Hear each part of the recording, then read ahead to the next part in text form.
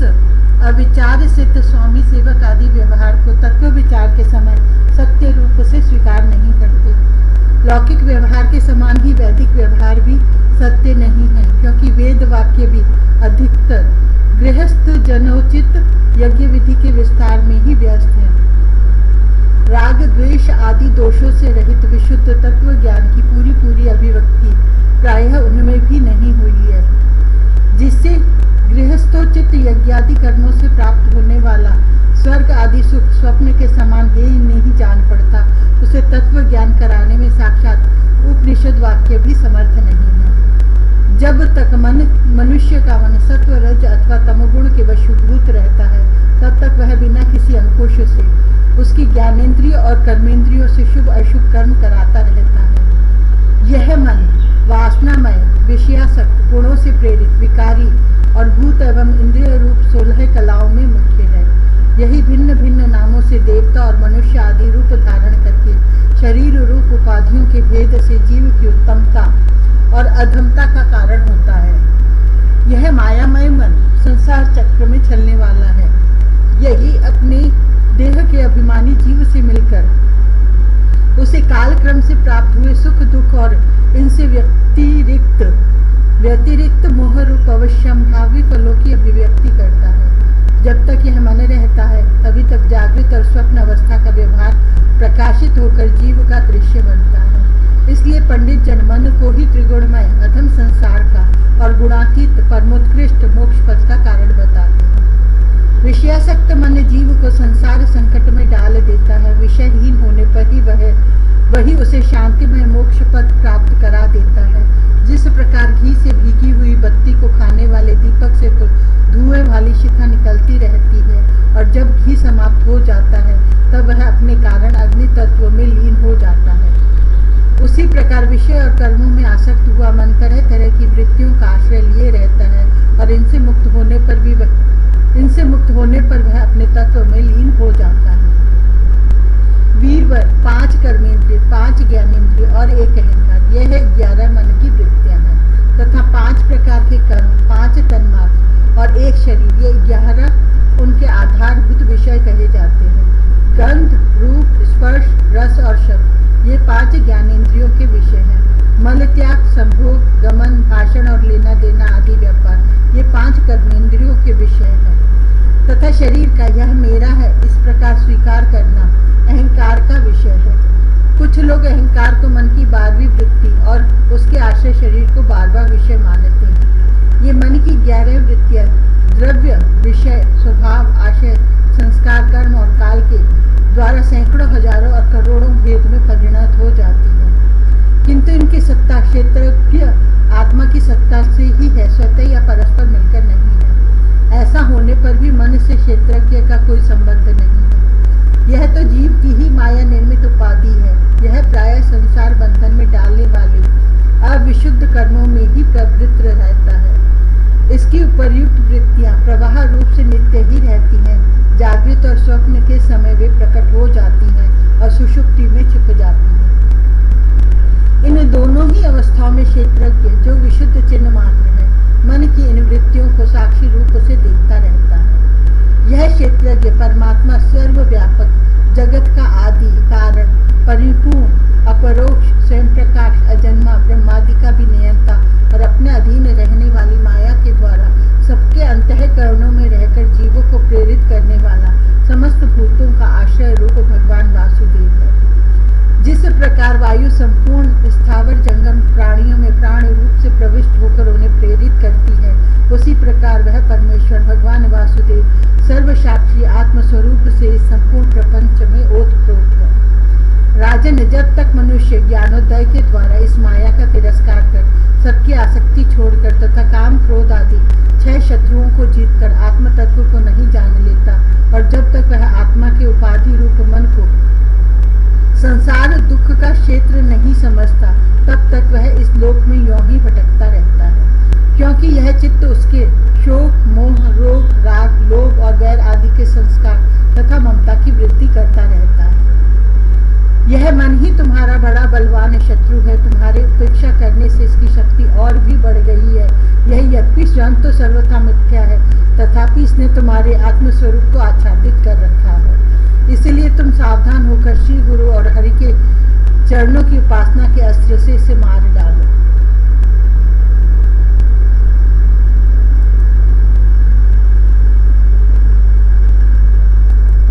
बारहवां अध्याय, रघुगण का प्रश्न और भरत जी का समाधान। राजा रघुगण ने कहा, भगवान मैं आपको नमस्कार करता हूँ।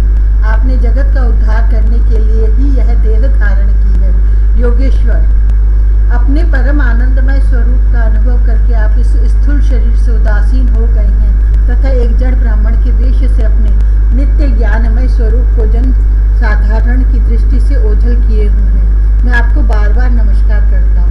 ब्राह्मण, जिस प्रकार ज्वर से पीड़ित रोगी के लिए मीठी औषधि और धूप से तपे हुए पुरुष के लिए शीतल जल अमृत तुल्य होता है, उसी प्रकार मेरे लिए, जिसकी विवेक बुद्धि को देह अभिमान रूप विषैले सर्प ने डस दिया है, आपके वचन अमृतमय औषधि के समान है। देव, मैं आपसे अपने संशयों की निवृत्ति तो पीछे कराऊंगा। पहले तो इस समय आपने जो अध्यात्म योगमय उपदेश दिया है उसी को सरल करके समझाइए। उसे समझने की मुझे बड़ी उत्कंठा है। योगेश्वर, आपने जो यह कहा कि भार उठाने की क्रिया तथा उससे जो श्रम रूप फल होता है, वे दोनों ही प्रत्यक्ष होने पर भी केवल व्यवहार मूलक ही है, वास्तव में सत्य नहीं है। वे तत्व विचार के सामने कुछ भी नहीं ठहरते। सो इस विषय में मेरा मन चक्कर खा रहा है। आपके इस कथन का मर्म मेरी समझ में नहीं आ रहा है। जड़ भरत ने कहा, पृथ्वीपते, यह देह पृथ्वी का विकार है। पाषाण आदि से इसका क्या भेद है? जब यह किसी कारण से पृथ्वी पर चलने लगता है तब इसके भारवाही आदि नाम पड़ जाते हैं। इसके दो चरण हैं, उनके ऊपर क्रमशः टखने, पिंडली, घुटने, जांघ, कमर, वक्षस्थल, गर्दन और कंधे आदि अंग हैं। कंधों के ऊपर लकड़ी की पालकी रखी हुई है, उसमें भी सौवीर राज नाम का एक पार्थिव विकार ही है, जिसमें आत्मबुद्धि रूप अभिमान करने से तुम मैं सिंधु देश का राजा हूँ इस प्रबल मद से अंधे हो रहे हो, किंतु इसी से तुम्हारी कोई श्रेष्ठता सिद्ध नहीं होती। वास्तव में तो तुम बड़े क्रूर और धृष्ट ही हो। तुमने इन बेचारे दीन दुखिया कहारों को बेगार में पकड़कर पालकी में जोत रखा है और फिर महापुरुषों की सभा में बढ़ बढ़ कर बातें बनाते हो कि मैं लोगों की रक्षा करने वाला हूँ। यह तुम्हें शोभा नहीं देता। हम देखते हैं कि संपूर्ण चराचर भूत सर्वदा पृथ्वी से ही उत्पन्न होते हैं और पृथ्वी में ही लीन होते हैं। अतः उनके क्रिया भेद के कारण जो अलग अलग नाम पड़ गए हैं, बताओ तो उनके सिवा व्यवहार का और क्या मूल्य है? इस प्रकार पृथ्वी शब्द का व्यवहार भी मिथ्या ही है, वास्तविक नहीं है, क्योंकि यह अपने उपादान कारण सूक्ष्म परमाणुओं में लीन हो जाती है और जिनके मिलने से पृथ्वी रूप कार्य की सिद्धि होती है, वे परमाणु अविद्या वशमन से ही कल्पना किए हुए हैं, वास्तव में उनकी भी सत्ता नहीं है। इसी प्रकार और भी जो कुछ पतला, मोटा, छोटा, बड़ा, कार्य, कारण तथा चेतन और अचेतन आदि गुणों से युक्त द्वैत प्रपंच है, उसे भी द्रव्य स्वभाव, आशय, काल और कर्म आदि नामों वाली भगवान की माया का ही कार्य समझो। विशुद्ध परमार्थ रूप अद्वितीय तथा भीतर बाहर के भेद से रहित परिपूर्ण ज्ञान ही सत्य वस्तु है। वह सर्वांतरवर्ती और सर्वथा निर्विकार है। उसी का नाम भगवान है और उसी को पंडितजन वासुदेव कहते हैं। रघुगण, महापुरुषों के चरणों की धूलि से अपने को नहलाए बिना केवल तप, यज्ञ आदि वैदिक कर्म, अन्नादि के दान, अतिथि सेवा, दीन सेवा आदि गृहस्थोचित धर्म अनुष्ठान, वेदाध्ययन अथवा जल, अग्नि या सूर्य की उपासना आदि किसी भी साधन से यह परमात्मा ज्ञान प्राप्त नहीं हो सकता। इसका कारण यह है कि महापुरुषों के समाज में सदा पवित्र कीर्ति श्री हरि के गुणों की चर्चा होती रहती है, जिससे विषय वार्ता तो पास ही नहीं फटकने पाती। और जब भगवत कथा का नित्य प्रति सेवन किया जाता है तब वह मोक्ष आकांक्षी पुरुष की शुद्ध बुद्धि को भगवान वासुदेव में लगा देती है। पूर्व जन्म में मैं भरत नाम का राजा था। ऐहिक और पारलौकिक दोनों प्रकार के विषयों से विरक्त होकर भगवान की आराधना में ही लगा रहता था। तो अभी एक मृग में आसक्ति हो जाने से मुझे परमार्थ से भ्रष्ट होकर अगले जन्म में मृग बनना पड़ा। किंतु किंतु भगवान श्री कृष्ण की आराधना के प्रभाव से उस मृग योनि में भी मेरी पूर्व जन्म की स्मृति लुप्त नहीं हुई। इसी से अब मैं जन संसर्ग से डरकर सर्वदा असंग भाव से गुप्त रूप से ही विचरता हूँ। सारांश यह है कि विरक्त महापुरुषों के सत्संग से प्राप्त ज्ञान रूप खड़ग के द्वारा मनुष्य को इस लोक में ही अपने मोह बंधन को काट डालना चाहिए। फिर श्री हरि की लीलाओं के कथन और श्रवण से भगवत स्मृति बनी रहने के कारण वह सुगमता से ही संसार मार्ग को पार करके भगवान को प्राप्त कर सकता है।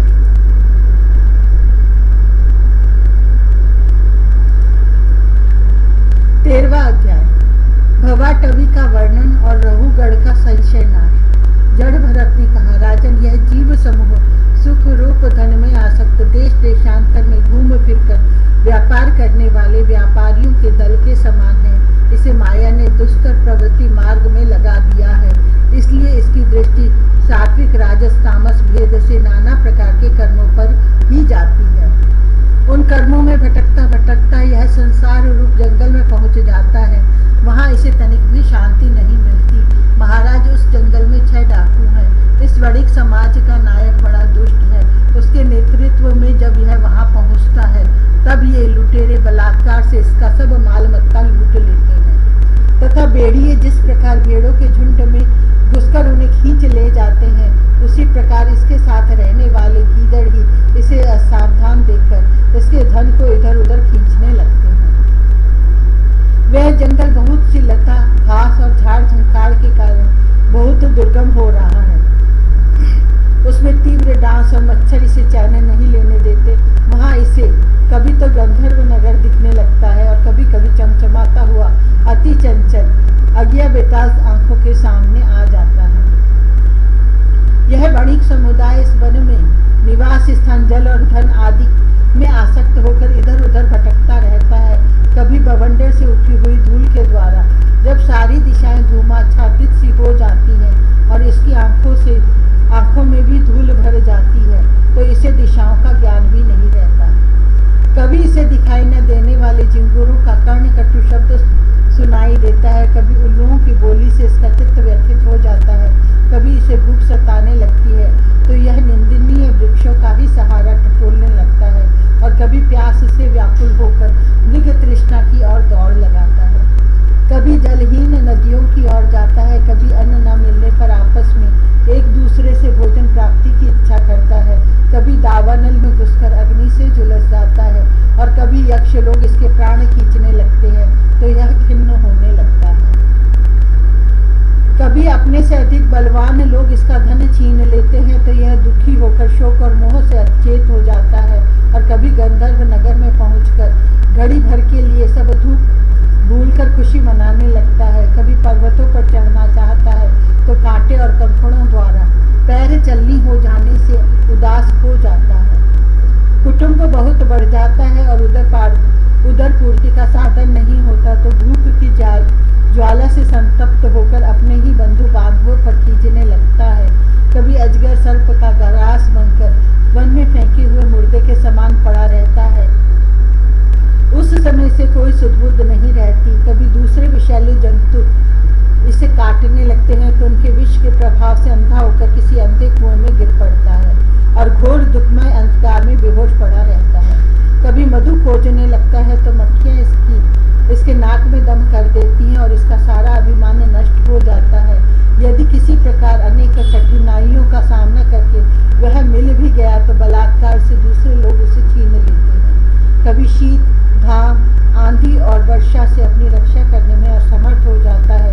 कभी आपस में थोड़ा बहुत व्यापार करता है तो धन के लोभ से दूसरों को धोखा देकर उनसे वैर ठाने लगता है। कभी कभी उस संसार वन में इसका धन नष्ट हो जाता है तो इसके पास शैया, आसन, रहने के लिए स्थान और सैर सपाटे के लिए सवारी आदि भी नहीं रहती। तब दूसरों से याचना करता है। मांगने पर भी दूसरे से जब उसे अभिलषित वस्तु नहीं मिलती तब पराई वस्तुओं पर अनुचित दृष्टि रखने के कारण इसे बड़ा तिरस्कार सहना पड़ता है। इस प्रकार व्यावहारिक संबंध के कारण एक दूसरे से द्वेष बढ़ जाने पर भी वह वणिक समूह आपस में विवाह आदि संबंध स्थापित करता है और फिर इस मार्ग में तरह तरह के कष्ट और धन क्षय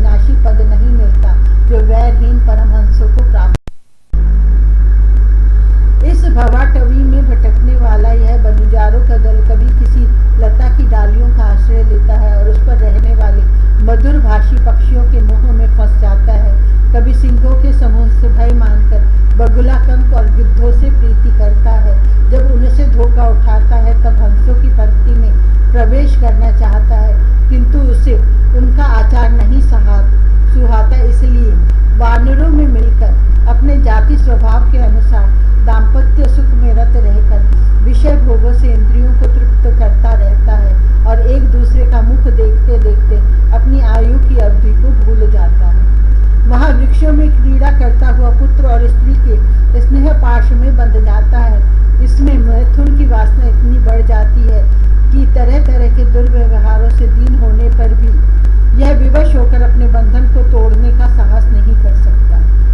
कभी असावधानी से पर्वत की गुफा में गिरने लगता है तो उसमें रहने वाले हाथी से डरकर किसी लता के सहारे लटका रहता है। शत्रुरमन यदि किसी प्रकार इसे उस आपत्ति से छुटकारा मिल जाता है तो यह फिर अपने गोल में मिल जाता है।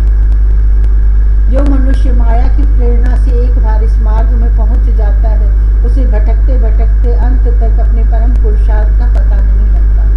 रहुगण, तुम भी इसी मार्ग में भटक रहे हो, इसलिए अब प्रजा को दंड देने का कार्य छोड़कर समस्त प्राणियों के सुहृद हो जाओ और विषयों में अनासक्त होकर भगवत सेवा से तीक्ष्ण हुआ ज्ञान रूप खड़ग लेकर इस मार्ग को पार कर दो।